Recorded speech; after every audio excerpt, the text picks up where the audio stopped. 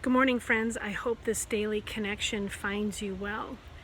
Our scripture for this Sunday is a continuation of what was read last Sunday.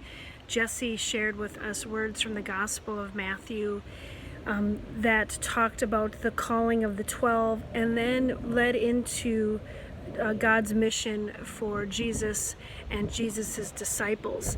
And then Felicia shared with us what it meant to hear God's call, and that it takes a great deal of sacrifice, and it takes some risk, and it takes some breaking up of the status quo to do God's mission, the mission that Christ set out for all of us with his disciples. Today, or this Sunday's reading from the Gospel of Matthew is a continuation. It's chapter 10, verses 24 through 39. And it is uncomfortable, and that's okay. I'd like to read from a commentary that I used. It's called Seasons of the Spirit, and it writes, Jesus invites his followers into space of discomfort and division.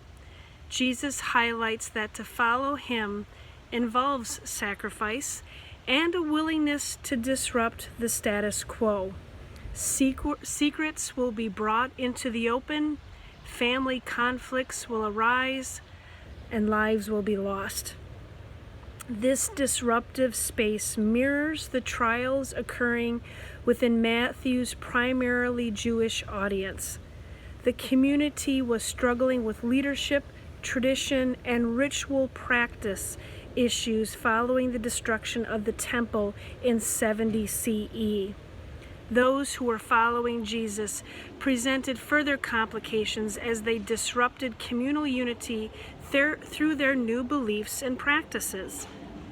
Jesus reassures his followers that God values and cares for people, just like God values and cares for creation. While this reassurance might bring comfort, Jesus concludes with the reminder that his message does not bring peace, but the sword.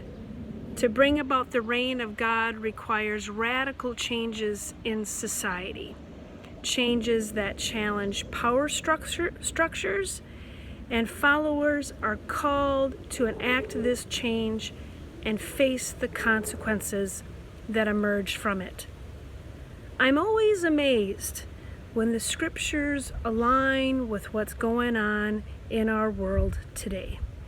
It is truly a come to Jesus moment, and it is a time for us to really look at the structures and systems in place, the things that need to change in order for our world to be so much better than what it is.